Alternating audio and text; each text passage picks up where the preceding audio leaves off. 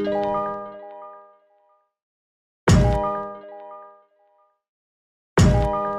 drôle, on croit. Bonjour à tous et bienvenue dans un tout nouvel épisode de Backstage Podcast. Je suis Grégory Prud'hommont et ça fait maintenant plus d'un an que je vous présente des nouveaux entrepreneurs, des projets, des profils que j'ai rencontrés. Et c'est finalement la raison pour laquelle j'ai créé Backstage il y a plus d'une quarantaine d'épisodes. L'idée était de vous présenter des entrepreneurs francophones ou français qui travaillaient en Asie ou avec l'Asie et de vous partager en fait ces rencontres-là. Parce que pour moi, ça a été assez facile dans mon travail de rencontrer beaucoup de gens et des gens assez particuliers et uniques. Et tout le monde n'a pas forcément la chance de rencontrer ces personnes-là parce qu'ils sont pas basés à Shanghai, parce qu'ils n'ont pas fait les voyages que j'ai pu faire, ou ils n'ont pas travaillé dans les domaines que j'ai pu côtoyer.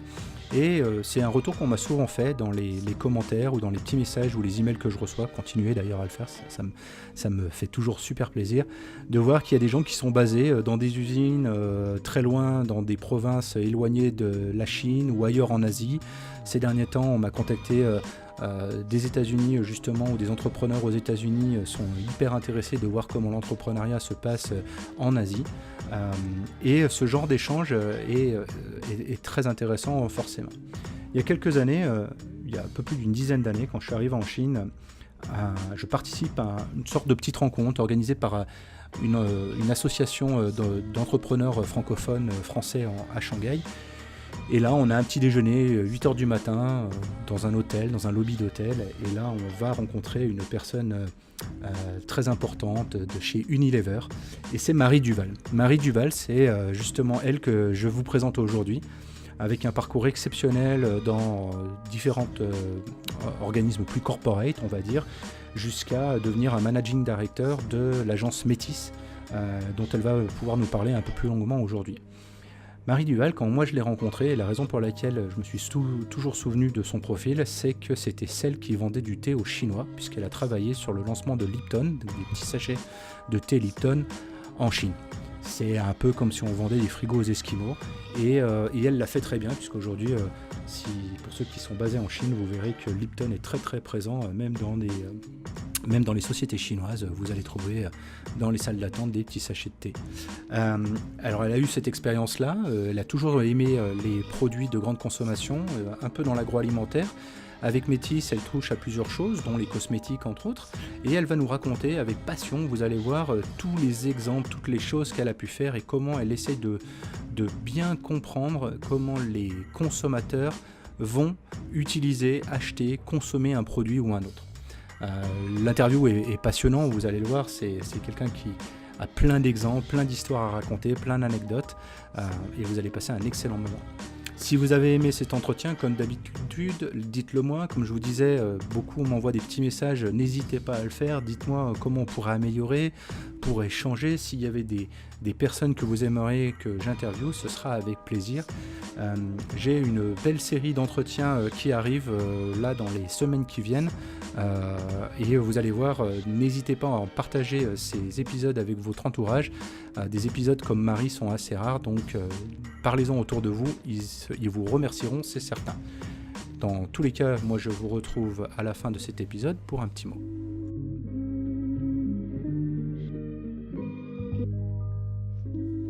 Bonjour Marie. Bonjour Greg. Bienvenue sur un tout nouvel épisode de Backstage Podcast. Je suis ravi de t'avoir parce que comme je te disais, là on était en train de préparer, ça va un peu poser tout de suite la conversation, c'est que la première fois que je t'ai rencontré, ça remonte à un peu plus d'une dizaine d'années, c'était à l'époque de la Jeune Chambre économique, et tu étais la personne qui venait présenter son parcours. À l'époque tu travaillais pour Unilever, puis tu nous en diras un petit peu plus par la suite, et tu étais la personne qui vendait du thé aux Chinois. Et moi, avec Lipton à l'époque, et moi ça m'avait marqué, c'est comme ça que je t'avais rencontré. Alors après on s'est recroisés dans la communauté, tu fais pas mal de choses aussi, maintenant t'as travaillé sur d'autres agences, et puis tu vas nous raconter un peu ton parcours.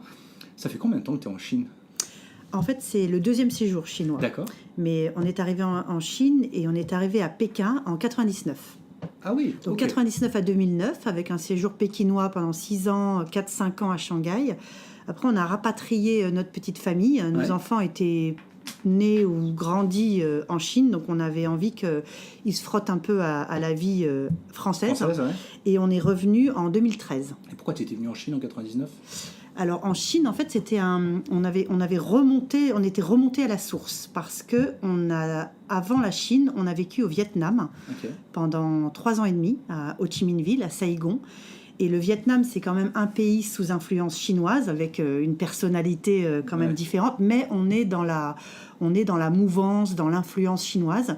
Et il y avait des trucs qui nous échappaient, quoi. C'est un pays, par exemple, le vietnamien, c'est un alphabet romain. C'est Alexandre de Rhodes, un jésuite qui est passé des caractères chinois à l'alphabet romain. Donc, mais dans les temples, on voyait des caractères chinois. Et on était dans le confucianisme, on était dans le bouddhisme, mais on sentait que c'était une espèce d'évolution, quoi. Donc on s'est dit, ça nous plaît quand même.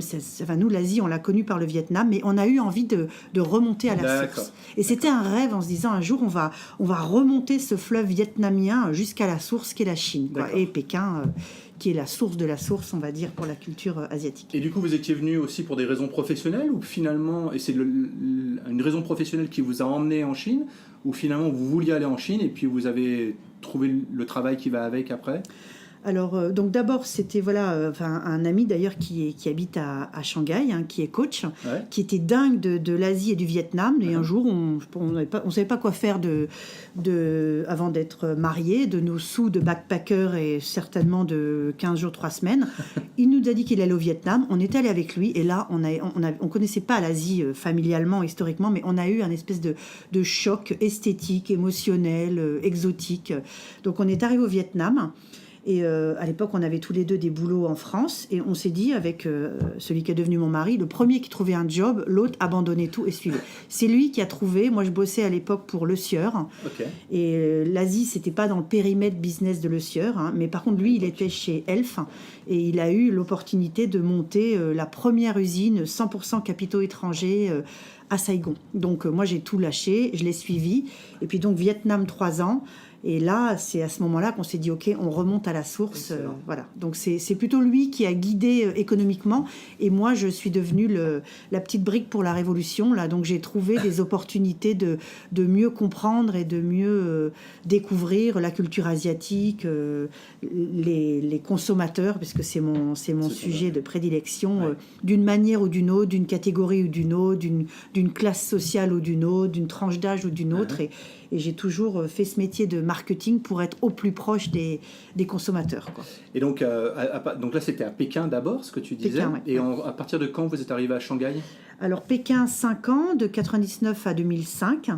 Et j'ai travaillé 5 ans pour Cadbury, donc dans la catégorie du chocolat, qui était en 99, une catégorie qui démarrait, quoi. C'était un produit super exotique et très peu consommé. Donc 5 ans à Pékin et on est venu à Shanghai, oui c'est ça, en 2005. D'accord. Et alors en 2005, quelle était ta mission à Shanghai ? Alors en 2005, ma première mission, j'avais encore une fois lâché mon job. C'était mon mari qui était... Tu suivais encore à l'époque. Je suivais, voilà. Et là, il était chez Arkema à l'époque et Arkema avait fait un spin-off du groupe qui était... Elf Total, qui avait émergé, donc, je vais parler d'Arnaud, mais donc Arkema, le siège a déménagé à Shanghai, donc lui, il a été muté à Shanghai, donc moi, j'ai abandonné Cadbury. Ma mission à Shanghai, ça a été d'abord de réinstaller la famille. Là, j'ai pris le temps, pas suffisamment, mais je suis allée à Jiaotong d'Assué pendant un semestre pour passer quelques niveaux de HSK et un peu plus de fluidité en mandarin. Et puis, au bout d'un an, à Shanghai, une fois famille réinstallée, un peu débroussaillé le chinois, j'ai été recrutée pour une mission d'1 an pour lancer la marque Volvic en Chine. D'accord, voilà. Ok. Alors, toi, on voit, tu as travaillé pour Le Sieur, pour le chocolat de Cadbury, et puis maintenant pour Volvic. Après, tu as travaillé pour Lipton dans le thé, pour d'autres marques. Toujours un peu autour de l'agroalimentaire, du FMCG en général, on va dire.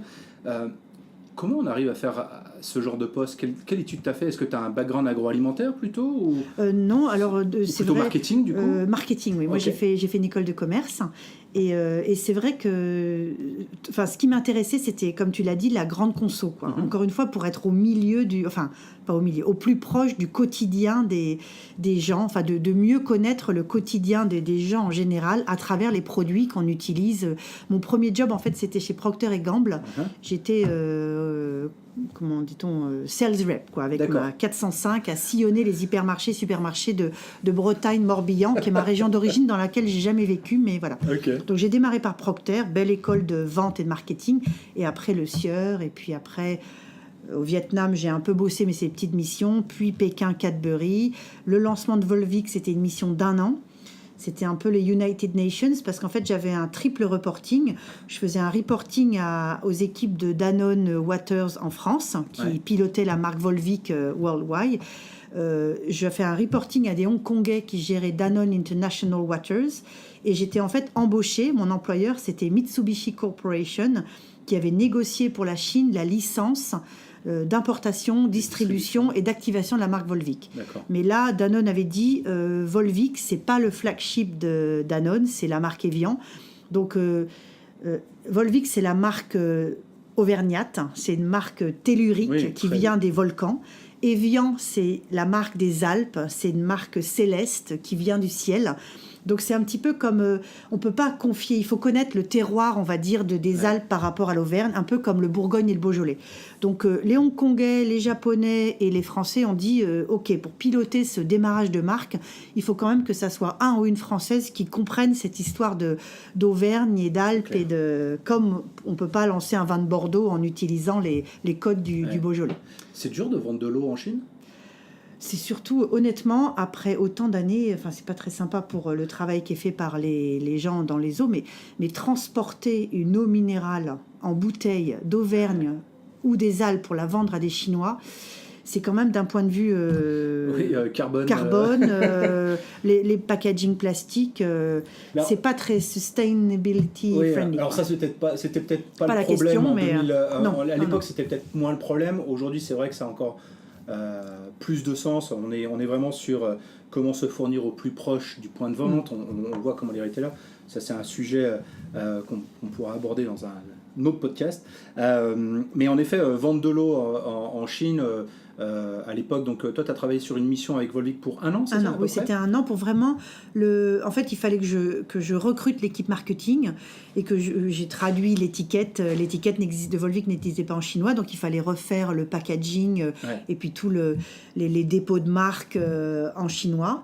Et puis, il fallait former aussi les merchandisers, il fallait commencer à monter des plans promotionnels. On a mis en place un système de vente de Volvic par livraison à domicile, parce que Volvic, c'est une des meilleures eaux pour les petits bébés. Elle a un pH neutre et elle n'est pas trop minéralisée. Donc, pour les reins des bébés, en fait, même mieux qu'Evian, Volvic. Enfin, après, c'est un positionnement qu'Evian a eu avec les petits bébés. Mais Volvic est une des meilleures eaux pour les nourrissons, quoi. Et ça, c'est un axe, justement, commercial et argumentaire que tu as identifié pour la Chine. Parce que les Chinois, on sait très bien qu'il y a beaucoup de choses qu'ils mangent. Ça sent pas forcément très bon, il y a des choses qui sont pas très belles en couleur, par contre c'est toujours bon pour quelque chose. C'est bon pour l'estomac, c'est bon pour les oreilles, c'est bon pour les yeux, et c'est vrai que d'avoir un argument comme ça, par exemple moi j'ai travaillé à un autre moment sur un projet pour les kiwis, et les kiwis ça a toujours été, ils ont toujours travaillé sur la partie éducation du consommateur en disant les kiwis c'est bon pour telle et telle chose, et donc il faut manger un kiwi par jour. Et donc Volvic, en ayant cet argumentaire là, c'est quelque chose que toi tu avais trouvé, identifié en Chine, ou c'était quelque chose qui était déjà propre à la marque? Non, mais tu as complètement raison, hein, parce que en fait, l'alimentation pour les Chinois, c'est une médecine préventive. Hein, et comme tu dis, en fonction de... Les aliments sont tous codés yin et yang, c'est une façon de gérer son énergie interne, son chi. Les femmes enceintes, les femmes pendant leur période de menstruation, plus ou moins âgées, en fonction des saisons, on va vraiment composer selon des canons qui sont... Enfin, c'est de la transmission. Parfois, ils n'en ont pas conscience, mais quelque part, c'est une transmission culturelle autour de l'alimentation. Donc, chaque aliment a une fonctionnalité. Donc, en Chine, c'est vrai qu'on commence très souvent... moi, j'ai travaillé aussi sur une campagne pour l'avocat du Mexique.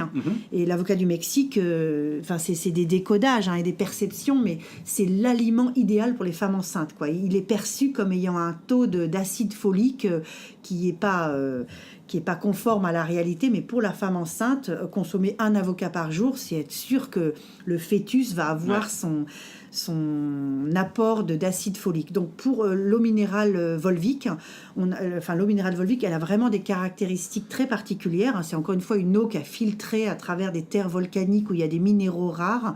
Donc on a joué à fond là-dessus. D'accord. Plus un pH très équilibré, un taux de minéralisation qui n'est pas comme la Contrex, parce que ça fait travailler vraiment les reins des bébés qui ne sont pas des reins encore complètement matures. Donc on a complètement joué là-dessus. C'était une des voies d'entrée.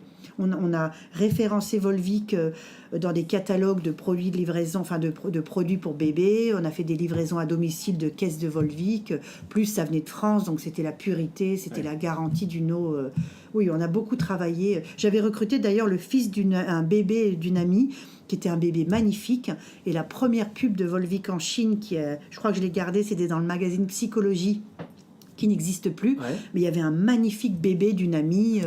On l'avait payé en caisse de Volvic parce que j'avais pas un gros budget marketing, mais elle avait de quoi faire les biberons de son bébé pour 3 ans. Quoi. Donc, Et c'est vrai que c'est un axe de communication qui du coup est très différent de la France, selon toi. Aujourd'hui en France, alors bon, Volvic c'est beaucoup plus vieux, ça va être très intéressant d'ailleurs de lancer une marque qui est tellement ancienne en France, il me semble, et d'arriver ici avec une page blanche et de dire on va essayer de vendre quelque chose, alors qu'en France, Volvic, tout le monde connaît. Tu vois, c'est une marque qui est tellement implantée. Est-ce que les gens consomment encore de la Volvic parce que justement c'est bon pour les reins du bébé ou c'est bon pour le développement du fœtus?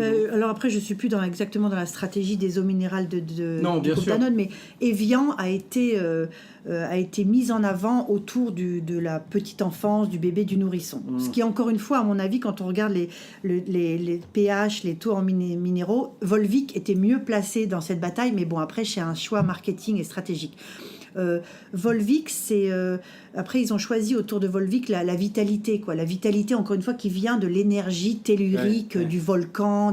Le volcan, c'est des minéraux très particuliers. Donc il y avait un positionnement stratégique en France. On a essayé de pas être complètement, de pas trop s'en écarter. Hein. Il faut rester, quand on lance une marque comme ça dans un pays, dans la trace et dans l'ADN que la marque veut imprimer globalement. Mais moi, c'était un petit peu d'un point de vue, on va dire, pratique, quoi, et pour tout de suite avoir un volume de consommation, la piste nutrition fonctionnelle autour des bébés, c'était un petit peu un axe tactique, quoi. Mais après, on a travaillé sur l'imaginaire du volcan, qui n'est pas du tout le même, en fait. Quand on pense à des régions comme ici, on est sur la Chine, on est dans la Chine, le Japon, on est sur des plaques tectoniques qui bougent, il y a des tremblements de terre, il y a des éruptions volcaniques pas loin. La terre, en fait, les volcans, c'est quelque chose qui fait peur en Asie. En Europe, les volcans d'Auvergne, ils sont éteints depuis. Donc c'est en volcan, d'ailleurs c'était une des pubs, pas la force tranquille, mais c'était l'énergie tranquille, quoi. C'est l'énergie qui est la nature qui est complètement domestiquée, qui est sous contrôle. Il fallait vraiment gérer cet imaginaire du volcan. Et j'ai fait des études sémio et on s'est rendu compte qu'aller pousser trop loin les volcans en Asie, c'était un peu un facteur d'angoisse. Donc on ne pouvait pas travailler cet imaginaire des volcans. Mais ça aussi, il faut comprendre la culture et le décodage. Donc il y a un moment, j'ai dit aux gens de Danone, on ne peut pas y aller à fond sur les volcans parce qu'en Asie, c'est évocateur de... aller trop loin, ça va leur faire fait peur. Quoi. C'est une eau qui va faire peur, qui va être trop d'énergie, c'est le mauvais chi, c'est un truc un peu angoissant. Donc voilà, c'est ça qui m'intéresse. Moi, c'est quand on fait voyager une marque et atterrir une marque d'une culture à l'autre, il faut garder ce qu'elle a dans ses bagages qui peut aider à construire la marque, mais il faut checker comment elle atterrit dans une culture et les territoires d'évocation. Donc je me souviens d'ailleurs le premier packaging de Volvic, on avait un volcan, mais on l'avait vraiment limé, quoi. On avait arrondi les angles, on l'avait rendu vraiment beaucoup plus tranquille que l'imaginaire des évocations qu'avaient les Asiatiques, les Japonais, les Chinois autour du volcan. Alors ça, c'est un aspect très important dans ton travail aujourd'hui. Aujourd'hui, tu travailles pour l'agence Métis et tu accompagnes des marques justement dans leur pénétration dans le marché auprès des consommateurs, comment les consommateurs vont pouvoir accepter, comment ils utilisent le produit, comment ils vont le consommer, comment ils vont l'utiliser, etc. Et donc c'est très lié finalement à la culture. C'est beaucoup j'ai l'impression, mais tu me diras si je me trompe, d'ethnologie, de sociologie certainement, des habitudes de consommation de ce genre-là. Comment tu t'entoures autour de toi? Est-ce que tu as vraiment des experts très différents de ce genre-là, ou ça fait vraiment partie de ton équipe? Alors oui, l'équipe Métis, en fait, c'est vraiment... alors Métis a été d'abord créée en Chine par Catherine Becker il y a plus de 10 ans. Après, elle a ouvert le bureau Métis Paris, 2-3 années après, et on a un autre bureau à Hong Kong qui nous permet de couvrir les pays d'Asie du Sud-Ouest, et puis aussi toutes les équipes marketing régionales, qui sont là pour activer les marques dans toute l'Asie-Pacifique. Donc, chez Métis, en fait, on est vraiment... Le nom, d'ailleurs, a différents sens, mais le sens le plus connu, c'est le métissage. On est vraiment à la croisée de deux cultures, quoi. Les cultures des pays occidentaux et la France, hein, on est quand même une société avec un ADN aussi français, et puis chinois. Donc, dans les équipes, par exemple, de Métis à Shanghai, on est une vingtaine. Les gens les plus seniors et les plus anciens dans l'équipe, c'est tous des personnes qui ont un double culture, un double background franco-chinois. Donc les directeurs d'études et une des fondatrices, mariée à un Français, elle a fait des études en France, elle est chinoise, mais donc il y a vraiment la grande majorité des personnes de Métis ont ce bagage et cette double formation, cette double culture franco-chinoise. Et ils viennent plus du marketing du coup, ou ils viennent plus de quelque chose de plus culturel, je sais pas, sociologique ou autre? Oui, alors je suis un peu le vilain petit canard, on va dire, chez Métis, parce que moi je suis école de commerce et marketing. Moi, j'ai pas fait ma carrière dans les études Cali. Moi, j'ai fait ma carrière donc dans les sociétés multinationales et notamment grandes consos et puis de plus en plus autour de l'alimentaire. Mais tous mes collègues à Shanghai et puis à Paris ont une formation de social science. Donc on a des sociologues, beaucoup de sociologues qui ont fait de la sociologie appliquée, des sémiologues, des psychologues, des anthropologues, des linguistes. Donc les gens de Métis sont vraiment les intellos du marketing, quoi. Ouais. Aujourd'hui, peut-être pour rentrer dans le détail par rapport à ce que tu fais au niveau de Métis, le client idéal qui vient vous donner une mission, finalement, qu'est-ce qu'il cherche? Est-ce qu'il cherche vraiment à ce que vous deveniez son département marketing pour attaquer une nouvelle région, et donc l'Asie, la Chine, dans ces cas-là, et à ce moment-là, il vous donne les clés. Est-ce que toi, tu faisais à l'époque pour Unilever ou pour d'autres sociétés en interne? Est-ce qu'aujourd'hui, finalement, il vous sous-traite tout ça et c'est vous qui gérez? Ou c'est des missions très spécifiques sur un lancement d'un produit, ou comment ça fonctionne? On fait beaucoup de choses dans ce que tu dis, hein. On peut même organiser des événements PR, mais ça, c'est pas notre cœur de métier. On va dire que la force et notre cœur de métier, c'est vraiment une marque qui voudrait en effet s'implanter sur... on parle de la Chine, mais on travaille aussi beaucoup et on voyage beaucoup en Corée, au Japon. C'est vraiment notre périmètre d'études, mais on est allé récemment en Indonésie, on va en Thaïlande, enfin on va dire l'Asie-Pacifique au sens large. Mais la Chine, c'est une grosse terrain de jeu pour nous parce qu'il y a des enjeux stratégiques pour nos marques clients. C'est une marque qui vient nous voir en disant, ben voilà, en ce moment par exemple, on travaille beaucoup sur la catégorie des parfums. C'est une catégorie qui est en train d'émerger, même plus qu'émerger, parce que émerger en Chine, c'est se développer tout de suite, ça va très très rapidement, ça évolue, ça se transforme, ça se sophistique, ça se segmente. Donc en ce moment, on fait beaucoup d'études autour de la catégorie parfum. Et pour une marque ou pour un portefeuille de marque, on va décoder les usages, les freins, les leviers, les motivations. Pourquoi les Chinois vont se mettre à utiliser des parfums et quel type de parfum? Est-ce que c'est un parfum qui a une valeur de social status, de social badge value, ou c'est vraiment un parfum qui est là dans un but peut-être plus sensuel, voire érotique, ou un parfum qui va vraiment laisser ma trace, qui sera le signe de mon expression, de ma personnalité, de ma sophistication, de ma sensorialité. Donc, on fait vraiment un décodage en profondeur des habitudes, des leviers, des freins, des motivations. On passe du temps avec les gens pour comprendre intimement leur rapport à la catégorie et la perception, la façon dont ils structurent la catégorie, pour trouver des opportunités, des territoires vierges encore où la marque va pouvoir, avec encore une fois son bagage, son héritage, son histoire, son ADN, sa stratégie de développement, où elle va pouvoir se positionner et entrer et conquérir le cœur d'une cible donnée, quoi. Alors, je comprends tout à fait qu'en fait, ce genre de recommandations vont avoir un impact et une influence directe sur la stratégie de marketing, le positionnement marketing, comme tu disais, le prix, même le message commercial qui va aller avec. Et est-ce que du coup, ça peut aussi avoir une influence sur un développement produit? Une marque qui voudrait lancer un nouveau parfum, ils vont dire, bon, bah, quel type de parfum? et finalement et que vous puissiez contribuer à la création d'un produit. Est-ce que vous allez être sollicité pour ce genre de choses? En fait, on travaille vraiment, on va dire, si on prend en compte les équipes marketing stratégiques qui pilotent le positionnement de la marque, l'innovation, le innovation pipeline et la communication, ça c'est le marketing stratégique. En général, les équipes de marketing stratégique travaillent beaucoup avec la R&D, donc encore plus en amont. Oui.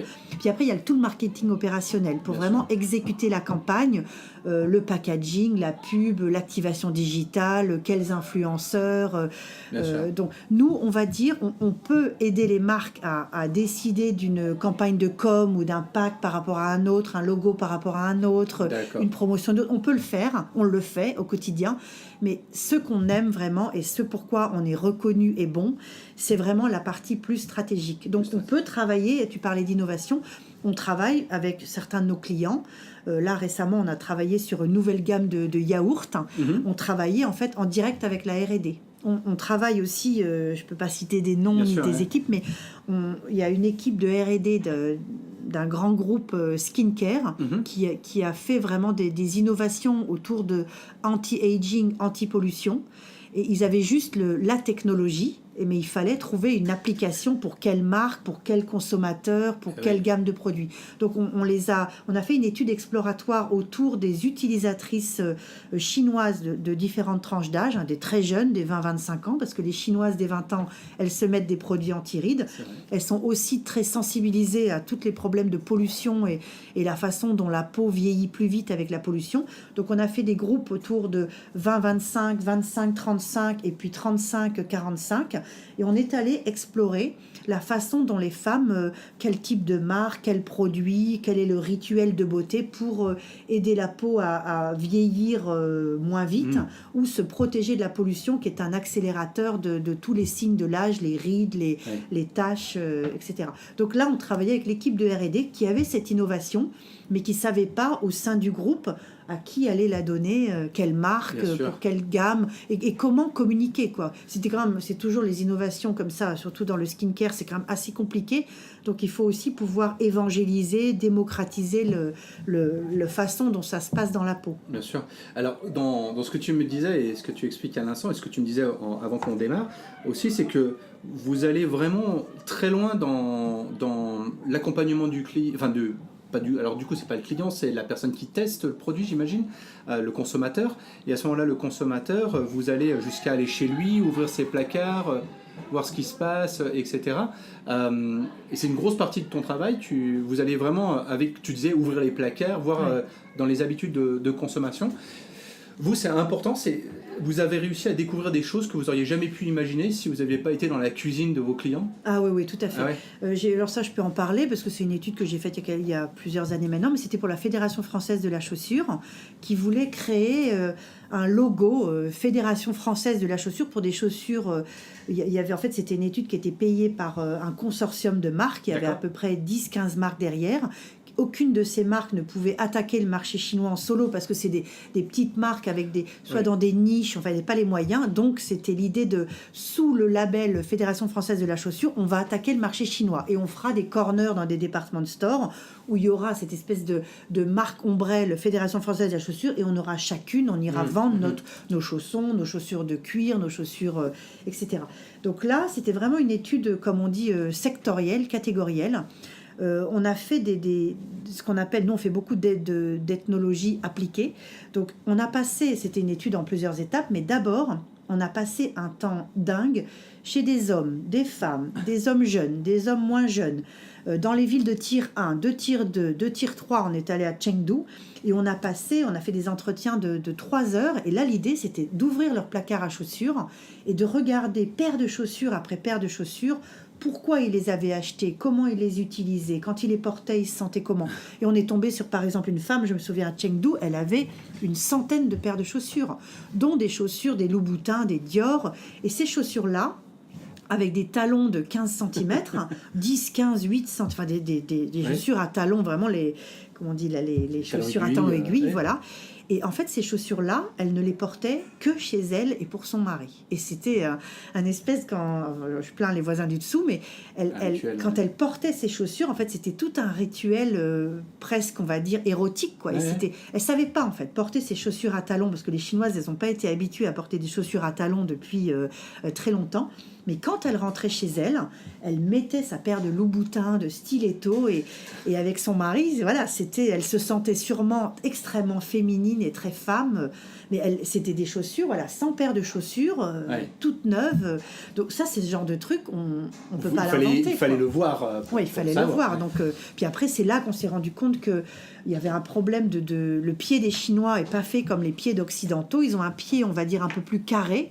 Donc, les chaussures avec des bouts pointus, pour les Chinois, c'est une vraie torture, quoi. Donc, on a fait des recommandations comme ça autour des matières, autour de la hauteur des talons, autour de la forme de la chaussure.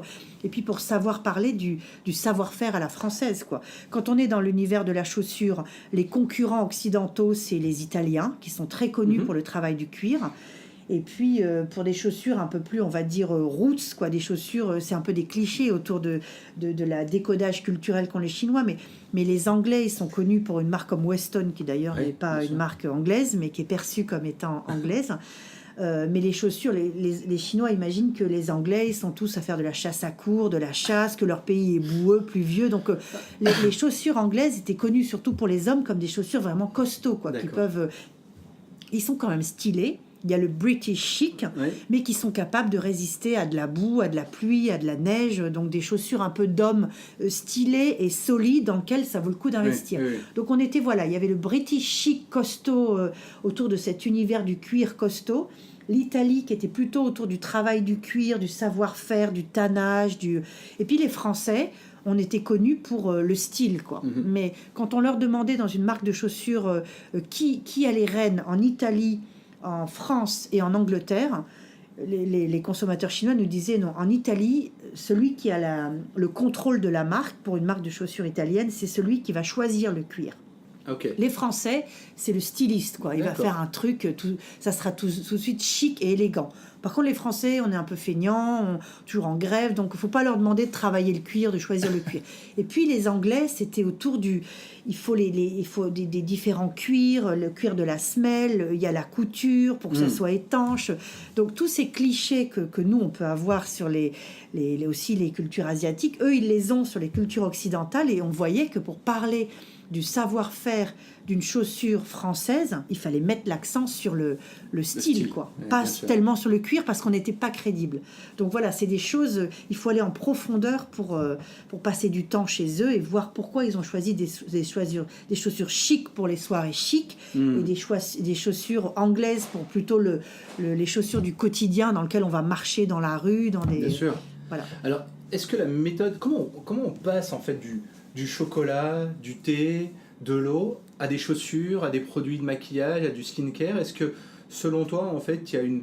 Et j'imagine que c'est un oui, mais il y a une méthode, en fait, dans l'apprentissage, essayer de comprendre comment le consommateur va utiliser telle chose, on essaie de lui vendre du chocolat ou qu'on lui vende des chaussures. Est-ce qu'il y a une méthode de base qui est à peu près la même? Alors nous dans les études, les sociétés d'études qualitatives, dans laquelle, comme Métis International pour laquelle je travaille, on a des outils. Donc les outils sont tout le temps les mêmes. On fait beaucoup de ce qu'on disait, passer du temps chez les gens, à faire avec eux des repas dans leur placard à chaussures, dans leur salle de bain, demander aux femmes de se maquiller, démaquiller, de préparer un repas ou un snack pour l'enfant, un déjeuner. On va avec elles beaucoup dans les magasins. On les accompagne aussi sur des achats online pour voir comment elles naviguent les différentes plateformes de e-commerce. Donc ça, c'est des outils vraiment d'ethnologie appliquée.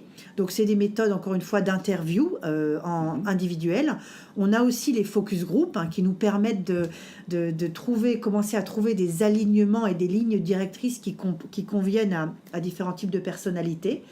Et puis, on a aussi du Kali online. On fait beaucoup remplir aussi on a des diaries, quoi. On fait aussi du product placement. Récemment, on a fait un projet très intéressant. C'était pour des fromages français.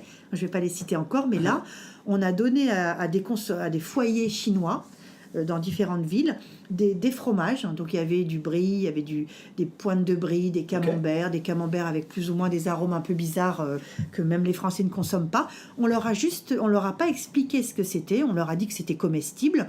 Et il n'y avait pas de marque, il n'y avait pas de conseils d'utilisation. On a laissé les fromages, dès qu'ils les avaient finis, ils nous appelaient, puis on relivrait des fromages pendant 1 mois. Et au bout d'1 mois, on est allé les interroger pour voir.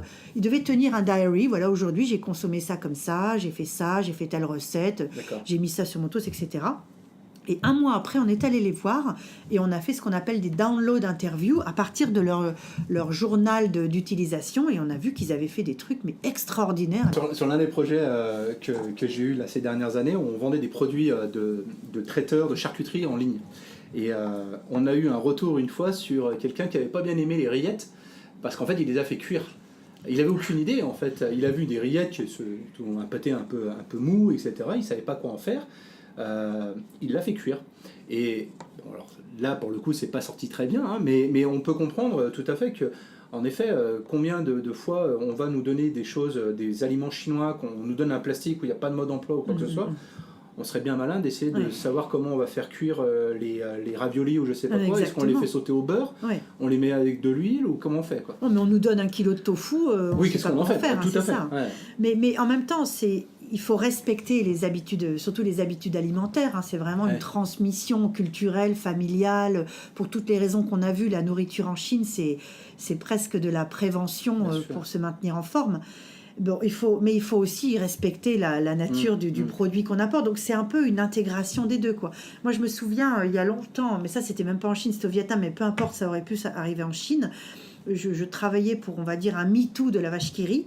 Et j'étais allée avec le représentant, moi j'étais pas commercial, j'étais marketing, mais avec le commercial, on était allé présenter l'équivalent d'une vache qui rit, c'était pas cette marque-là, à un distributeur vietnamien. Sans rien dire, on avait posé des produits sur la table, et les Vietnamiens, comme les Chinois, boivent de l'eau chaude, hein, ce qui est aussi, en fait, c'est vachement bien. Il n'y a pas de choc thermique dans l'estomac, c'est vraiment un truc super. Et ben, sans le dire, il avait ouvert la boîte de produits équivalents de vache qui rit, il va décortiquer sa vache qui rit, et il l'avait mis dans l'eau chaude et il avait touillé, quoi. Mais en fait, c'est hyper malin, quoi, de se dire que c'est comme une portion de lait qu'on peut dissoudre, pour faire, tu vois, c'est un truc. En fait, c'est de là que naissent les innovations. C'est quand tu as 2 idées qui sont pas faites pour aller ensemble, parce que le lait en portion semi-solide que tu peux diluer comme du lait en poudre, c'est hyper malin, quoi, pour plein de raisons. Une question que j'avais en tête, mais finalement, j'imagine que tu as des millions d'exemples, qui est de dire à combien de fois vous aviez des a priori et que ces études vous ont carrément tout chamboulé en disant mais en fait on était complètement parti dans la mauvaise direction avec les mauvaises idées. J'ai l'impression que tu dois avoir ça pratiquement à chaque fois finalement. Alors nous, c'est vraiment, et c'est ça que j'aime dans mon métier, c'est qu'on essaie de n'avoir aucun a priori. Parce que c'est quand tu as des a priori, tu te bloques en fait. Tu vois, cette idée-là quand j'avais travaillé chez Cadbury, j'avais vraiment lancé un produit dont je suis assez fière, on va dire, parce que j'ai fait des innovations vraiment foireuses pour le sieur. Mayoline, la mayonnaise allégée, c'est le pire lancement sur lequel j'ai pu travailler, et le plus gros bide. Mais bon, on va pas parler que des bides, mais c'est important les bides. Mais pour Cadbury, j'ai vraiment lancé c'était une paille en fait, comme une paille à boire, mais avec dedans une pâte, comme on va dire du Nutella, mais c'était avec le goût du chocolat Cadbury qui est très particulier parce qu'il est très milky, très laiteux. Et c'était un produit une paille remplie de chocolat, qui coûtait un demi-couaille à l'époque. Et c'était vraiment une façon d'initier les enfants au chocolat. Parce que le chocolat, encore une fois, en 99, c'était un produit complètement exotique. Cadbury, nous, c'était importé d'Australie. C'était des grosses tablettes de 200 grammes qui n'étaient pas du tout adaptées. Et c'était des tablettes que les Chinois devaient couper avec leurs doigts, alors que les Chinois, ils ne touchent pas les aliments avec leurs doigts. Donc c'était, on va dire, ni fait ni à faire. Et après, on a on a coupé les tablettes de chocolat en petits cubes qu'on a mis dans des petits emballages individuels, portionnables mais emballés. On l'a appelé Ling Long en chinois, ça veut dire cute and beautiful. Là, ça a commencé à décoller. Mais encore une fois, on a fait atterrir le produit en l'adaptant à la gestuelle et au rythme. Et mon produit, la Choc Shot, ça a été un tabac, quoi. Parce que, voilà, mais il fallait pas avoir d'a priori, il fallait construire. un produit qui était adapté en termes de pocket money des enfants. Les enfants chinois, à l'époque, ils n'avaient pas beaucoup d'argent, mais leur mère leur laissait toujours 5 Mao, quoi. Ouais. Donc, on savait qu'avec 5 Mao, on allait pouvoir avoir un produit que les enfants pouvaient s'acheter à la sortie d'école. On avait fait une campagne, on avait lancé ça autour des kiosques de 100 écoles à Pékin. C'était vendu de façon individuelle. Ouais. C'est un truc qui a démarré, mais comme un carton, quoi. Et puis, à l'époque, les kiosques étaient à Pékin, ça peut être assez poussiéreux, pas toujours très clean, ces petits magasins de mom and pop store. Donc, le chocolat, il était à l'intérieur de la paille, protégé. Puis, les enfants pouvaient le tripoter. On le mettait au froid, ça devenait dur. On le mettait dans un micro-ondes, ça devenait super liquide pour mettre sur une tartine. Enfin, il y avait une valeur aussi de play value. Mais c'est un produit qu'on a sans a priori, mais en prenant toutes les contraintes qu'on pouvait avoir, qu'on a inventé pour une cible très précise qui était l'écolier chinois. Voilà. Donc ce que j'aime dans le métier, c'est que quand on pose des questions ouvertes, on essaie de se laver le cerveau et de n'avoir aucun a priori pour être sûr de rien manquer, quoi, dans les insights, dans les freins, dans les barrières, dans les... Bien sûr. Voilà. On peut tout vendre en Chine. On peut leur faire manger de tout. Si tu disais tout à l'heure les grosses tablettes par exemple ça marche pas, puis finalement tu as travaillé sur un nouveau type de format etc. Emballage, et donc finalement si on arrive à modifier le format etc., tu penses qu'on peut réussir à leur faire manger de tout Ah oui, parce que vraiment les consommateurs chinois, moi c'est aussi ça que j'ai trouvé assez formidable en travaillant dans toutes les catégories, c'est que les consommateurs chinois, d'abord, ils ont un appétit de découvrir, de consommer, et puis ils veulent s'éduquer le palais, ils veulent s'ouvrir à plein de sensations. Donc c'est vraiment des consommateurs qui sont arrivés, on va dire, à la société d'abondance et de consommation assez tardivement. À un moment aussi, ils avaient peut-être un peu plus d'argent. Donc ils ont... des jeunes adultes en fait chinois, ça commence à se tasser maintenant mais pendant longtemps les jeunes adultes avaient un comportement de gamin, quoi, de vouloir tout découvrir, goûter, nouveau, très curieux, très donc oui il faut alors ils sont devenus de plus en plus exigeants, sophistiqués. Ils ont maintenant envie que les marques fassent des produits de plus en plus adaptés à eux, avec des goûts pour eux. Tu vois, il y a des chips des chips avec des goûts qui ont été développés vraiment uniquement pour le marché chinois. Il y a des goûts ici qui sont incroyables côté chips. Tu vois, des chips avec au concombre ou des crevettes. Vraiment, les marques, c'est fini le temps où tu prenais ton chocolat Cadbury australien, là, très sucré, ou avec des trucs un peu bizarres selon les Australiens. Ce temps-là est fini. Mais ils restent très curieux et ils deviennent de plus en plus sophistiqués, quoi, mais avec des codes qui sont chinois. Mais c'est des consommateurs qui deviennent experts, quoi. Quand ils vont dans le vin, ils vont à fond dans le vin. Quand le chocolat, maintenant, ça devient des consommateurs par rapport à ce que j'ai connu. Moi, là, je travaille encore sur des projets chocolat. Aujourd'hui, maintenant, on vend des boîtes de chocolat avec du chocolat du Guatemala, du Pérou, C'est vrai que ça c'est très asiatique, hein. Les Coréens, les Japonais sont très avec une mentalité très otaku pour au Japon, où ils vont dans un domaine, s'ils veulent faire des burgers, ils vont aller faire les meilleurs burgers du monde en gros, avec le meilleur viande, le meilleur pain, les meilleures techniques. Et c'est vrai que les Chinois de plus en plus sont comme ça. Toi, depuis que tu fais ça, depuis 2000, donc depuis une quinzaine d'années, presque 20 ans on va dire, en Chine, les choses ont beaucoup changé. Comme tu disais, aujourd'hui, les Chinois, on a besoin d'avoir des produits qui s'adaptent à eux, alors qu'au début, il y a peut-être une vingtaine d'années, quand ça a vraiment démarré, ils étaient prêts à goûter tout un tas de nouvelles choses. Aujourd'hui, il faut que les marques s'adaptent plus aux consommateurs. Est-ce que tu penses, toi tu as une approche très asiatique, peut-être que tu ne vas pas savoir, mais est-ce que tu penses que c'est très spécifique à la Chine? J'ai travaillé pour des marques, j'ai travaillé dans le conseil un peu aussi, comme tu sais, et je me rappelle avoir des marques qui me disaient « Ah, mais nous, on vend ce type de produits laitiers dans le monde entier, et ben on les vendra exactement de la même manière en Chine, parce qu'on le vend dans tous les 50 pays, et c'est comme ça. Et donc en Chine, on ne changera pas, ce sera comme ça. » Puis finalement, ils se disent « Ah ben non, en fait, on va être obligé d'adapter nos produits, parce que la Chine, c'est pas pareil. » Est-ce que tu ressens vraiment ça? Tu as des marques encore qui comprennent que la Chine va falloir faire quelque chose de plus? Alors, je pense que c'est vrai pour tous les pays. Hein. Je veux dire, les marques, si elles pouvaient se le permettre, il faudrait qu'elles aient des affinées sur chaque pays. Affinées, mais c'est pas possible. Après, la Chine, pour nous, on a certains de nos clients maintenant, d'ailleurs, ils nous l'ont aussi exprimé comme ça, le poids stratégique du consommateur chinois dans le chiffre d'affaires et dans le développement de la marque au global est devenu tellement important qu'on ne peut pas passer à côté du goût des Chinois. Et là, d'ailleurs, bon, je peux pas citer la marque, mais c'est un exemple qui nous a été relaté il y a quelques mois. C'est une marque de cosmétiques.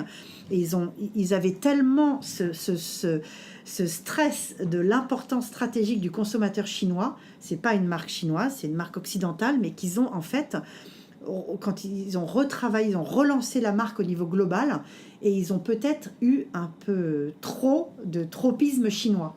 Et c'est bon, ok, c'est 40%, donc c'est clé. Mais ils l'ont fait trop à la chinoise. Voilà, mais il y a quand même 60%, c'est une marque vraiment globale et globalisée.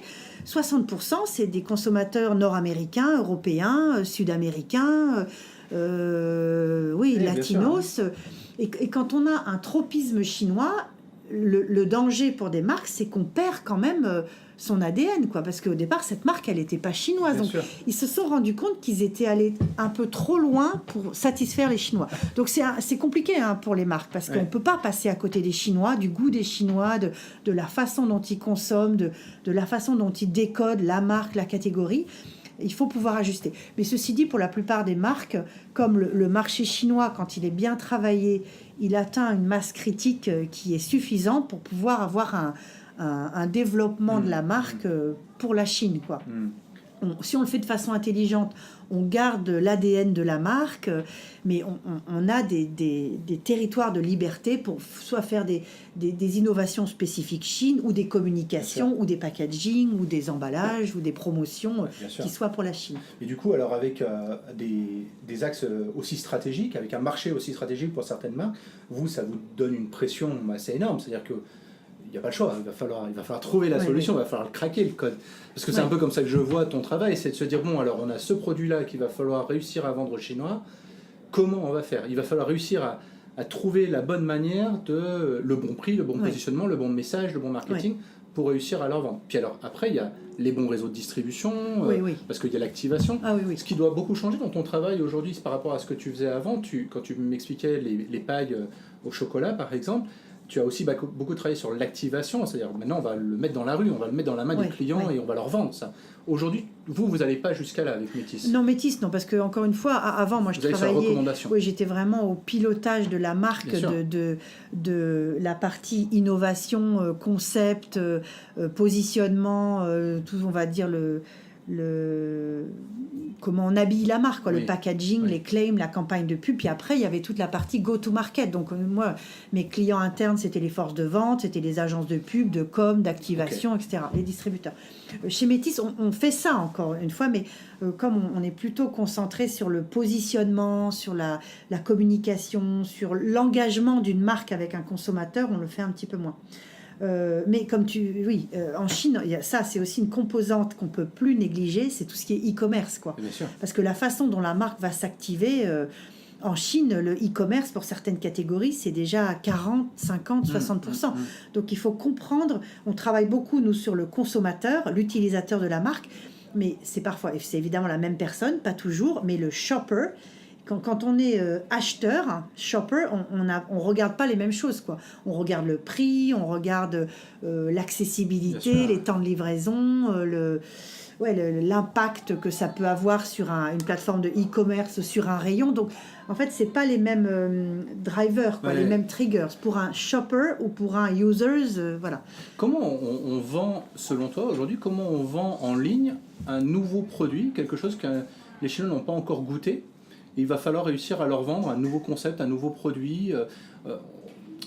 Pour étoffer ça, en fait, on disait toujours que, par exemple, les Chinois avaient besoin de toucher les produits, avaient besoin de voir. On voit que Ikea est extrêmement fréquenté. Les gens, ils vont encore physiquement sur place, ils veulent voir et toucher. Même si derrière, ils vont acheter en ligne et se faire livrer. Aujourd'hui, comment on va réussir? Parce que l'Internet a pris tellement de place, les centres commerciaux sont de moins en moins visités, on voit que certaines marques aujourd'hui ne vendent que en ligne quasiment. On ne peut plus vendre de la même manière, on ne peut plus leur toucher, donc pour toi c'est capital, l'habitude de consommation est complètement différente. Comment on vend en ligne un produit qu'on ne connaît pas? Alors après, il y a des produits très fonctionnels et des produits plus...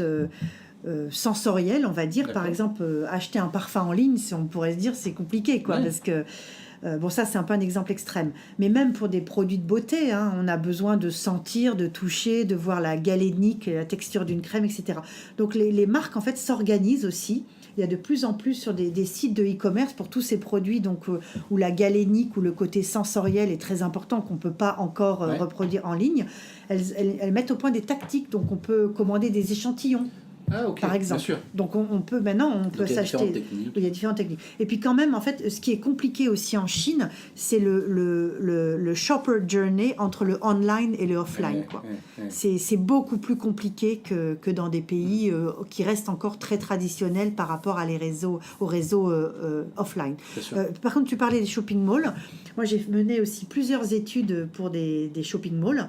Et le shopping mall n'est plus un endroit forcément où on achète, mais ça devient des centres de vie, où on va créer des expériences pour la famille, moi et mon enfant, moi et mon mari.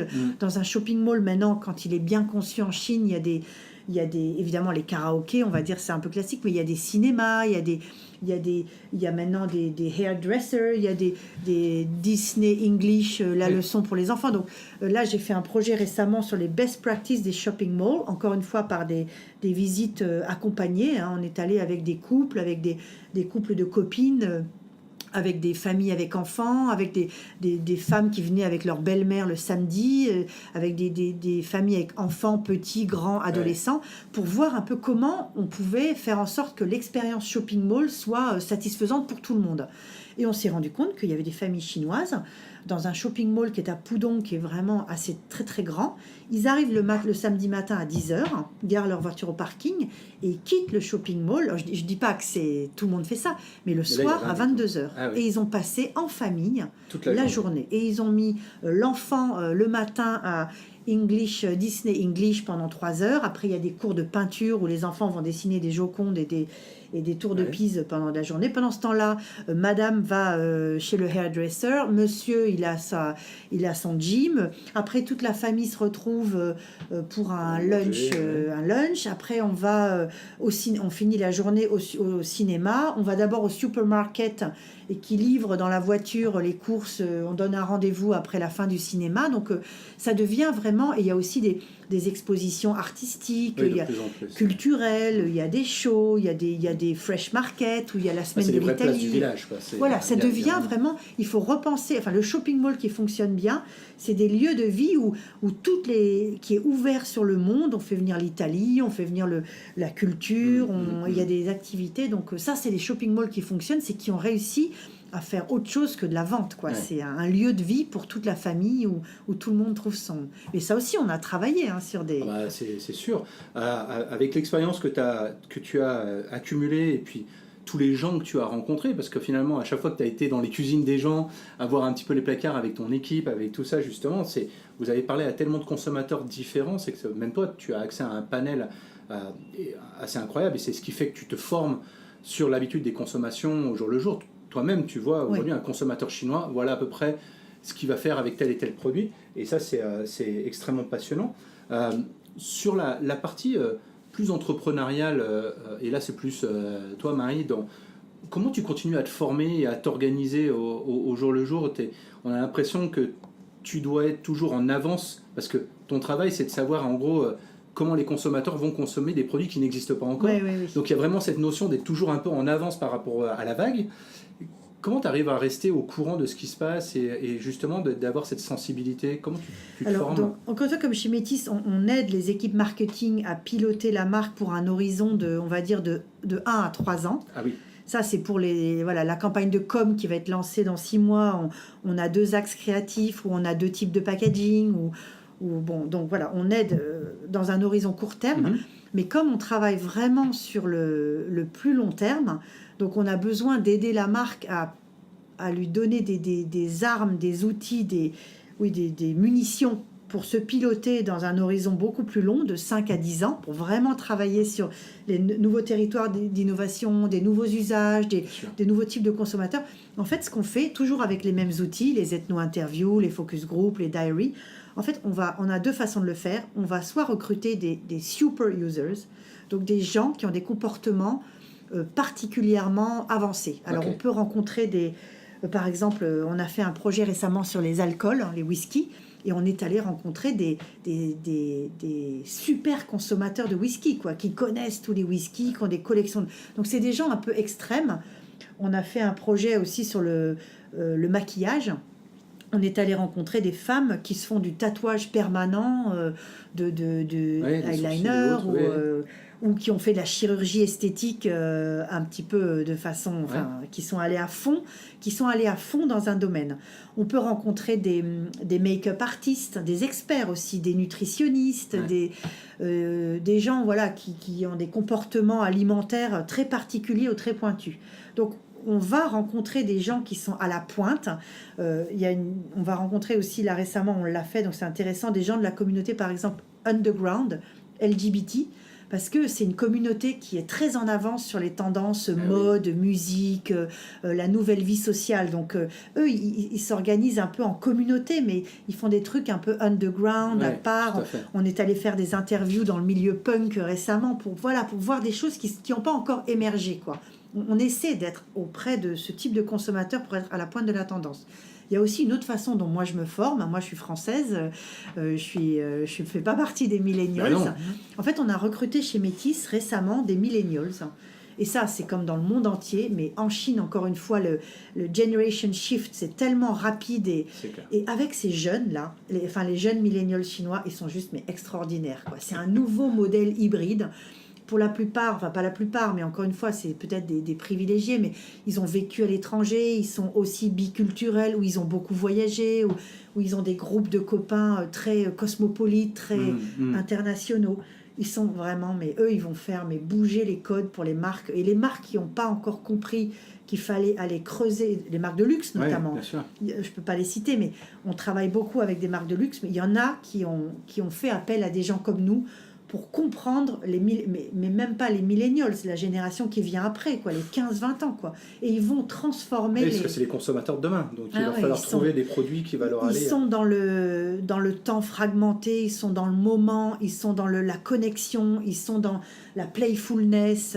Ça va être des consommateurs qui... Alors on sait que les Chinois, le consommateur chinois, comme on le disait, ils peuvent compter jusqu'à 40%, voire plus du chiffre d'affaires global d'une marque. Mais ceux qui arrivent là, les marques ont intérêt à faire appel à des gens comme nous pour les décoder, parce qu'ils vont faire bouger les choses d'ici 4-5 ans. Donc on va voir aussi, par exemple, dans des très jeunes comme ça, et leur rapport au temps, au luxe, à la transmission, c'est pas la même. Et puis la rapidité dans la consommation, je le vois en ayant échangé avec des marques dans le luxe, dépenser 50 000 RMB, 5-10 000 euros comme ça, en payant en téléphone, en WeChat, sans vouloir aller marcher jusqu'à la caisse parce que c'est à l'autre bout du magasin. Il y a certains qui... Toute l'expérience où tu t'assois avec la petite coupe de champagne et tu profites, ils n'en veulent pas. Ils veulent tout de suite acheter et consommer. Et les marques aujourd'hui ne sont pas encore outillées pour faire ça parce qu'elles n'ont qu'une caisse à l'autre bout du magasin. Enfin, il y a plein de choses comme ça. Ce qui est intéressant, en fait, c'est de voir aussi comment, en fait... vous allez être capable de pouvoir continuer à accompagner ces marques toujours dans ce qui va se passer demain, les nouvelles tendances. Il doit y avoir plein de choses qui doivent être, j'imagine, aussi très difficiles. On ne peut pas savoir ce qui va se passer demain. La Chine change tellement vite, donc toi, tu es obligé de te former sur toutes ces nouvelles tendances. Comme tu disais, le shift va très vite. Les millennials, alors on parle des millennials des générations d'avant, mais j'ai l'impression aussi que ces générations sont de plus en plus courtes. Elles durent moins sur les périodes de chaque génération. C'est presque des demi-générations, j'ai l'impression. Et ça aussi, c'est une tendance qui est très complexe. Vous, ça va continuer à se développer très vite. Est-ce que tu vois le changement que vous avez en Chine? Est-ce que vous voyez d'autres pays en Asie du Sud-Est qui vont aussi vite que la Chine, qui sont en train de suivre les mêmes tendances, justement, de rapidité, de ces demi-générations quasiment, avec ce que tu disais, avec ce que vous faites depuis Hong Kong, par exemple? Est-ce que vous voyez d'autres pays en Asie qui font comme ça? Non, je crois que c'est vraiment un phénomène chinois. Chine. Oui. Non, vraiment, la Chine, en termes de rapidité de la transformation... je pense que... alors, je n'ai pas la prétention de tout connaître, sûr, mais... mais ici, c'est ça qui est formidable. Encore une fois, moi, j'étais en Chine en 99, mais quand je repense au Pékin de 99, moi, j'ai l'impression d'avoir vécu déjà à 200 ans, quoi, parce que... c'est inimaginable. L'autre jour, avec mon mari, on regardait des clichés de Pékin le jour de notre arrivée, Et aujourd'hui, quand j'interroge ces 15-20 ans chinois là, sur leur mode de vie, comment ils conçoivent leur futur, on fait aussi beaucoup de workshops créatifs et prospectifs. On leur fait faire des collages. Avec des collages, l'autre jour, on leur faisait imaginer la ville dans laquelle ils veulent vivre dans 10 ans. Mais ils nous ont fait des collages avec des trucs de science-fiction, quoi. Mais pour eux, ils n'étaient pas en train de dire voilà, je vais sur la planète Mars. Ils étaient en train de nous dire ma vie et ma ville dans 10 ans, c'est ça. Et ils nous montraient des trucs. Mais pour nous, Blade Runner, c'est pas un bon exemple parce que ça date d'il y a 20 ans. Mais pour moi, c'est de la science-fiction, quoi. Mais eux, ils voient pas ça comme de la science-fiction. C'est le monde qui va arriver, quoi. En même temps, quand tu regardes Shanghai il y a 20 ans et aujourd'hui, ça a déjà bien évolué et puis ça va de plus en plus vite, ça c'est sûr. Mais alors, ce phénomène est aussi intéressant parce que ce qui est aussi très chouette dans ces générations, c'est que on va dire que eux, le consumerism, c'est quelque chose qui est arrivé en Chine dans les années 90, quoi. C'est vraiment toutes ces marques étrangères qui ont pu rentrer. Ça a été un choc entre là où en était la Chine et l'ouverture à la consommation et l'abondance. Et puis en plus, ce qui s'est passé en Chine, qui est un phénomène unique, c'est que tout d'un coup, le marché s'est ouvert et toutes les marques sont venues. Donc nous, quand on travaille sur une catégorie, moi j'ai travaillé aussi en France sur les catégories des produits laitiers, mais il y a les marques connues, il y a les Yoplait, les Danone, les Nestlé, on les connaît, quoi. C'est des marques qui sont dans le paysage européen.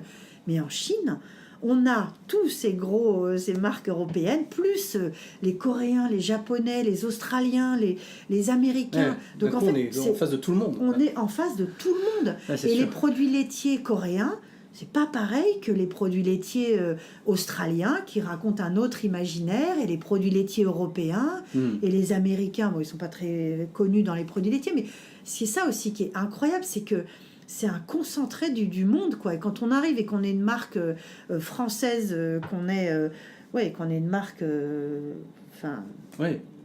un lait Lactel ou un lait Candia, l'univers de référence, c'est pas les classiques, quoi. Il faut aussi que la marque se remette en cause par rapport à comment un lait coréen se raconte, quoi, ou un Mengniu, Donc il y a des challenges en termes de rapidité de transformation, d'univers concurrentiel, de références culturelles. C'est quand même un gros challenge pour les marques. Donc c'est pour ça que le métier qu'on fait est passionnant, c'est que on doit aider la marque à pouvoir piloter tout ça, quoi. Et tout ça très vite. Alors, j'ai deux questions de plus. C'est vrai qu'il y a plein de choses qu'on pourrait raconter. C'est passionnant. Est-ce qu'aujourd'hui, Métis, vous seriez capable d'accompagner les Chinois à faire la même chose sur la France ? À accompagner les marques chinoises qui veulent... On le voit, aujourd'hui, les marques chinoises veulent rentrer en France et elles ont les mêmes problèmes. Une marque chinoise qui veut...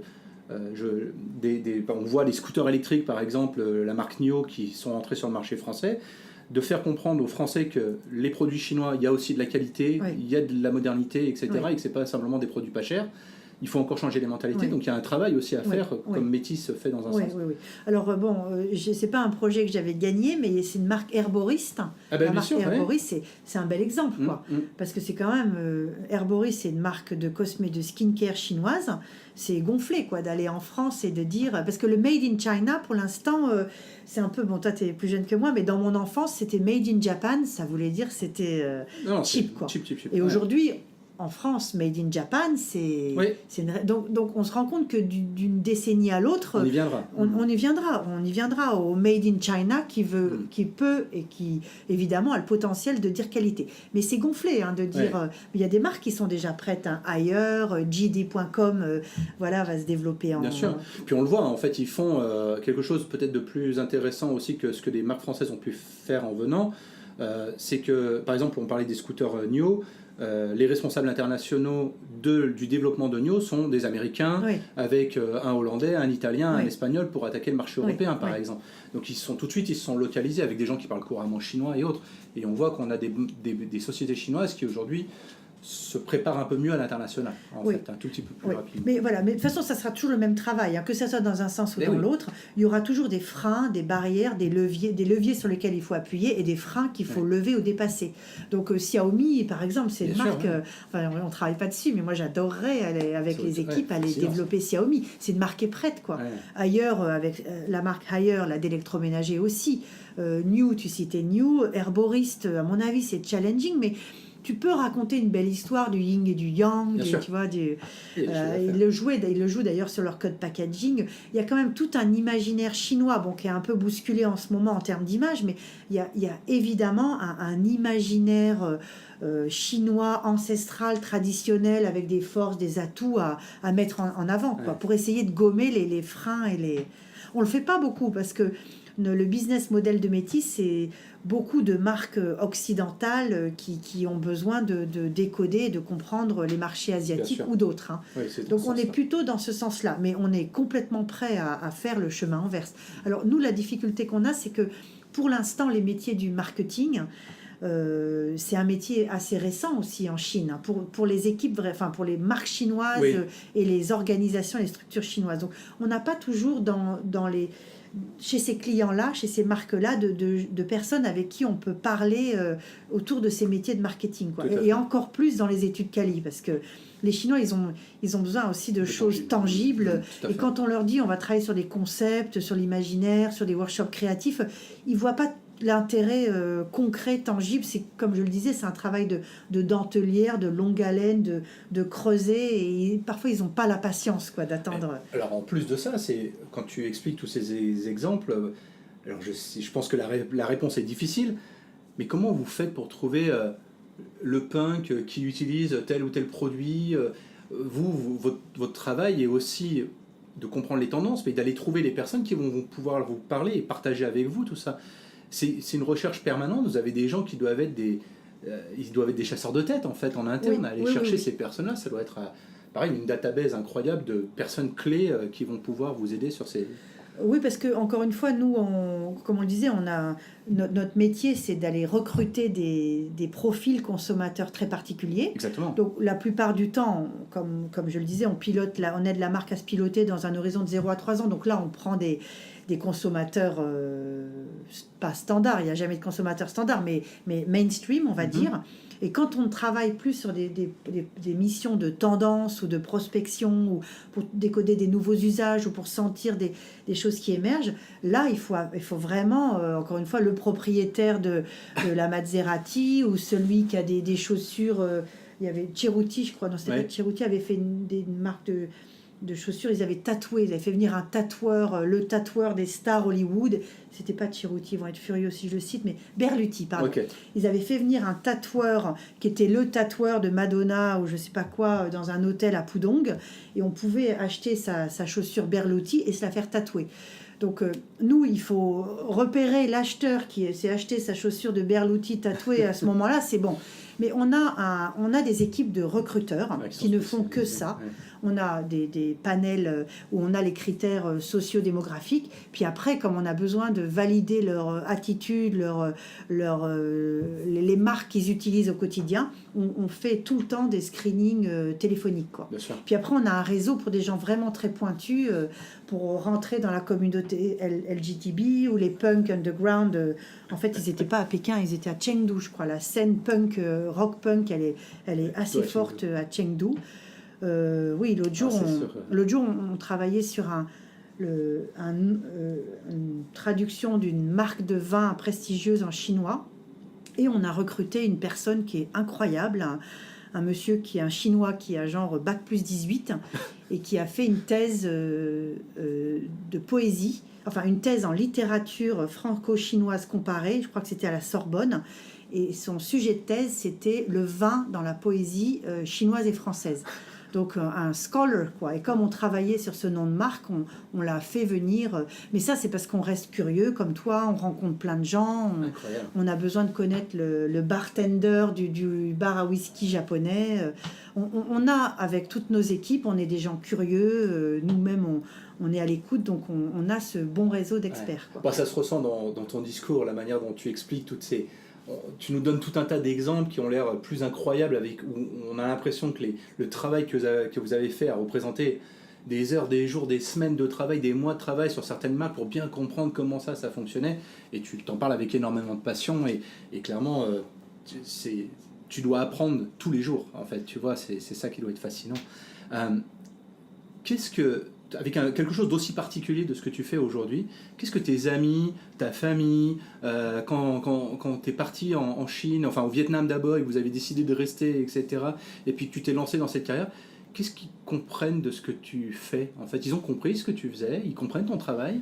Bon, alors mon mari est assez saoulé parce que il n'est pas du tout dans le même domaine, et puis pour lui, la grande consommation, le marketing, c'est limite des gros mots. Donc, mais je sais pas ce qu'ils comprennent. Je crois qu'ils comprennent que j'ai envie de décortiquer comment la psychologie humaine fonctionne par un prisme culturel, quoi. Et puis bon, quand on creuse, c'est là qu'on se rend compte de la beauté de l'humanité, quoi. On est tous, on a envie d'équilibrer sa vie, sa relation sentimentale, ses rapports dans sa famille, ses rapports à son environnement, à ses amis, à son groupe de travail, enfin, on a envie de bâtir cette harmonie, et on fait tous avec d'où on vient, ce qui nous a été transmis.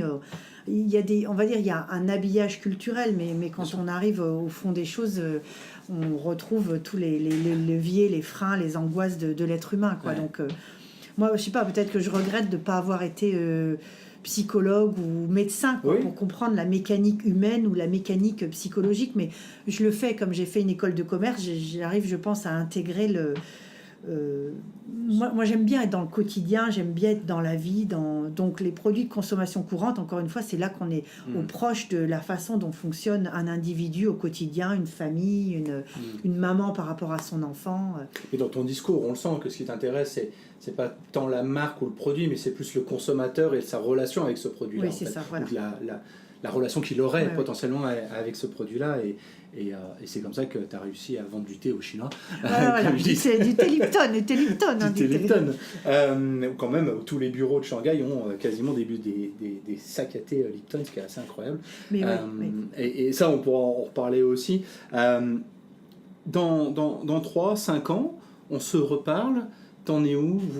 Tu en seras où avec Métis, dans le développement, personnellement? Est-ce qu'aujourd'hui il y a d'autres marchés qui t'intéressent, que tu sens et tu dis tiens, je serais curieuse de la Chine, je maîtrise, ça fait 20 ans maintenant, j'ai vu plein de choses, j'aimerais redémarrer sur une page blanche et aller voir un nouveau pays? Est-ce qu'il y a des choses qui t'intéressent? Oui, tout à fait. Alors la Chine, je maîtrise ça. Je sais. Enfin, si. Il y a que ceux qui démarrent qui vont être capables de dire ça. Voilà. Mais, alors ça, moi, mais tu pourrais dire voilà, j'en ai fait le tour, je vois à peu près, j'aimerais faire autre chose. La Chine, encore une fois, on y est depuis 99, donc là, ça va faire 20 ans, pas en continu, mais c'est vrai que ça aura été une bonne tranche de vie. On était venu en Chine pour 2-3 ans, et voilà, on y est tous encore. Pareil, ça fait 13 ans que je dis encore 3 ans. Ah oui, c'est ça. Mais c'est vrai que là. Le métier que je fais, c'est intéressant, mais comme je le disais, chez Métis, moi j'ai cette formation de commerciale et de managériale, et on est quand même des gens qui allons au fond des choses. Moi, il me manque peut-être le côté qu'on disait, dont on parlait précédemment, un peu plus opérationnel, quoi, pour être là jusqu'au bout. Oui. Il y a un côté un peu action, quoi, qui me manque peut-être dans ce que je fais aujourd'hui. Puis aussi de savoir, tiens, est-ce qu'on a eu raison? Tiens, on avait vu ça, est-ce que jusqu'au bout... Voilà, d'aller accompagner, c'est un peu comme une sage-femme, quoi. Voilà, nous, on va dire chez Métis, on est des sages-femmes de nouveaux concepts, de nouvelles opportunités, d'innovation de campagne, mais après, le bébé, il est lancé, et dans mes précédents métiers, ce bébé, je le faisais grandir. Quand il était plus adapté, hop, on lui renouvelait sa garde-robe, on l'aidait à passer d'une phase à l'autre, dans des nouveaux territoires, etc. Donc, cette partie, peut-être, me manque un peu aujourd'hui. Même si ce que j'ai fait là depuis 5 ans dans les études Cali, c'est vraiment intéressant. Après, par rapport à la Chine, on est encore là pour bosser 10 ans, et on se dit, c'est peut-être le moment d'aller voir, je sais pas, la Russie, les pays... on serait prêt à voir autre chose. Et on serait même prêt à peut-être arrêter de travailler. Et on a été longtemps avec mon mari backpacker, quoi. Puis à un moment, on a eu des enfants et on s'est dit on pouvait pas continuer, donc il fallait venir avec nos enfants et s'installer donc au Vietnam et puis après en Chine, parce que trimballer des enfants comme ça. Mais là maintenant, nos enfants sont étudiants, il y en a même une qui travaille. On se dit peut-être que finalement... On pourrait repartir. Peut-être pas tout arrêter, je sais pas, c'est un peu un rêve, mais on se verrait bien là faire un bon break, reprendre les sacs à dos et je sais pas, rentrer en Europe 3 mois par l'Asie centrale, la Bien nouvelle sûr. route de la soie.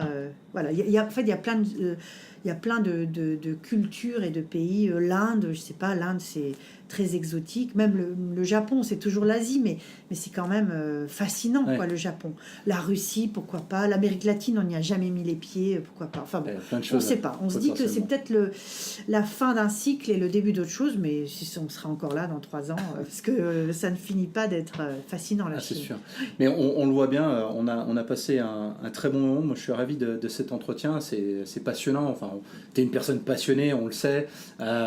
Tu ne taris pas d'exemples, de cases, de choses que tu as pu faire. Et je pense qu'il y en a encore plein dans ton sac que tu pourrais nous raconter, et ça c'est certain. Si aujourd'hui des gens veulent en savoir plus sur toi, sur Métis, sur un petit peu ton travail, je les renvoie vers quel lien, vers quelle page, vers quelle adresse ? Alors, on les rajoutera dans ton... Oui. Généralement dans l'article, en fait, je vais mettre le lien vers ton LinkedIn, Oui, d'accord. déjà, et puis on pourra mettre bien Oui. sûr le lien Le vers site web le site de web de Métis. Métis. Parce que là, en plus, on l'a refait récemment. Donc, on a fait grâce à un artiste shanghaïen, Christian Chambenois, et il a refait, à ma demande, des beaux portraits de toute l'équipe. Donc Génial. là, on a des portraits de toute l'équipe Métis en Chine, et puis à Paris. Et puis avec le hub aussi qu'on a à Hong Kong. Donc on fonctionne vraiment en synergie. Ouais. On a un collaborateur chinois qui est directeur d'études internationales, qui est lui sémiologue. Il a été formé en France, mais il est maintenant basé à Paris. Okay. Bon, il vient tous les mois. Donc voilà. D'accord. Et j'ai vu où vous organisez des événements aussi, des rencontres assez Oui. régulièrement. Tu peux m'en dire un petit peu plus ? Il y a peut-être des gens qui pourraient être intéressés pour Oui, participer. tout à fait. Donc d'ailleurs, le prochain, c'est le Club Métis. Donc on le fait... on va dire tous les 6 semaines. C'est dès qu'on a accumulé des insights de manière... évidemment, on ne livre rien de confidentiel par rapport à ce qu'on fait pour un projet, un client, une mission précise. Mais quand on pense qu'on a accumulé un certain nombre d'insights transversaux sur une catégorie ou quelque chose qui émerge, ou, on les présente sous forme... Alors l'idée, c'est pas de faire une conférence un peu didactique, mais c'est plutôt pour ouvrir une discussion. Donc on les fait dans les locaux de l'agence, à Shaanxi Beilou. En général, on peut inviter jusqu'à 60 personnes. Donc c'est sous forme de nous, on partage ce qu'on a vu émerger, ce qu'on a senti, ce qu'on ressent, ce qu'on pressent. Ça peut être sur le luxe et le craft, ça peut être sur les generation shift, ça peut être sur qu'est-ce que c'est que la modernité chinoise. Le prochain a lieu le 21 février. D'accord. Et en fait là, c'était un petit peu différent. C'est une de nos analystes chercheuses qui est venue nous voir en disant moi j'aimerais bien passer 3 mois là, au lieu de faire un projet commercial, d'aller interviewer des millennials pour comprendre comment ils vivent leur espace maison, quoi. Donc le thème c'est millennials et puis urban home, et Excellent. pour comprendre comment des couples avec enfants, sans enfants, qui vivent à 2, qui vivent tout seuls, qui vivent avec leurs beaux-parents, comment qu'est-ce que veut dire la maison, comment ils s'approprient l'espace, comment ils organisent avec les meubles, avec le nouveau type de cuisine, comment les relations au sein du foyer deviennent plus égalitaires, c'est du co-sharing, du co-maintenance, les rôles sont moins définis, les animaux domestiques, où est la place de l'enfant, quand on a sa belle-mère à la maison, comment on gère les tensions. Voilà, donc je pense que ça va être on a fait un documentaire de 15 minutes qui sera présenté aussi le 21 en exclusivité.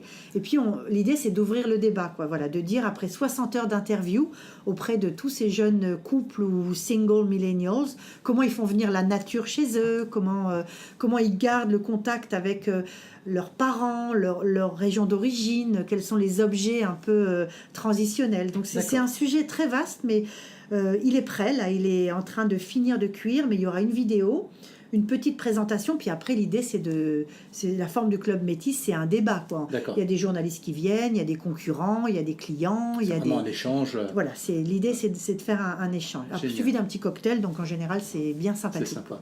Et on rajoutera tous ces éléments dans l'épisode. Et puis moi j'ai hâte de voir un petit peu dans quelques années aussi où est-ce que tu en seras. J'aurai l'occasion de reparler avec toi d'autres sujets autour des habitudes de consommation, peut-être plus dans le food, l'agroalimentaire. Ça sera peut-être aussi l'occasion de t'avoir sur un autre podcast, cette fois-ci en anglais, et on pourra parler d'autres choses. Mais en tout cas, j'ai été ravi. Merci beaucoup, Marie. Et puis, on te souhaite bon courage pour la suite. Merci, Greg. C'est des chouettes podcasts, en tous les cas. Tu en es au 42e, je crois. Et à chaque fois, on apprend des choses sur cette communauté francophone qui est assez foisonnante et très riche et très variée. Donc, merci beaucoup à toi. Puis, bonne Saint-Valentin. Merci à toi. Voilà, j'espère que cet entretien vous a plu. Si c'est le cas, n'hésitez pas à me le dire.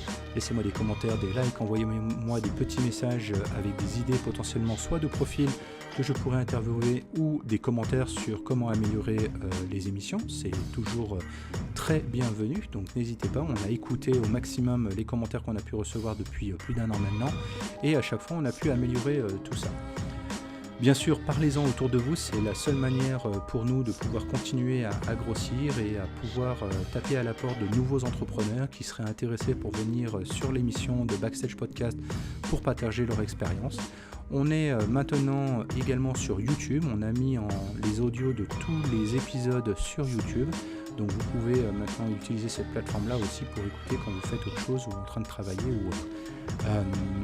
Dans tous les cas, nous, on se retrouve dès la semaine prochaine pour de nouveaux entretiens. On se retrouve sur Facebook, également sur Backstage Podcast, pour retrouver encore plus d'informations sur les différents intervenants. Et puis, je compte sur vous pour continuer à parler de Backstage Podcast. À très bientôt.